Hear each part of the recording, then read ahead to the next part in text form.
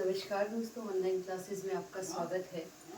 Uttarakhand PCS की classes में हम उत्तराखंड स्पेशल को लेके चलेंगे।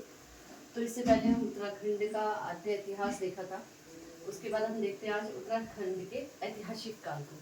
ठीक है, ऐतिहासिक काल। तो ऐतिहासिक काल को अध्ययन की दृष्टि से 3 भागों में बांटते हैं। अध्ययन की दृष्टि से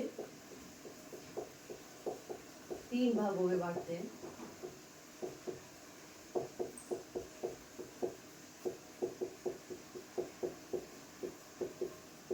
ठीक है, अध्ययन की दृष्टि से हम 3 भागों में बांटते हैं। पहला है प्राचीन काल, मध्यकाल और आधुनिक काल।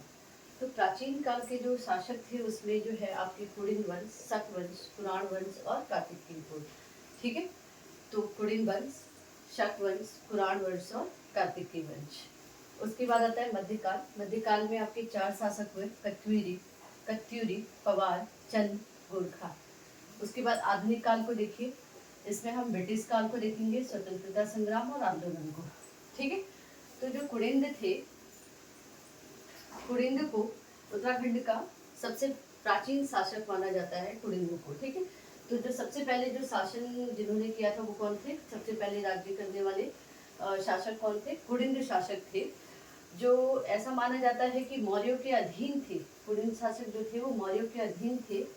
ठीक है, और टालमी ने कुड़िंदों को कुड़िंदस्य कहा है। ठीक है, टॉलमी ने कुड़िंदों को कुड़िंदस्य कहा है।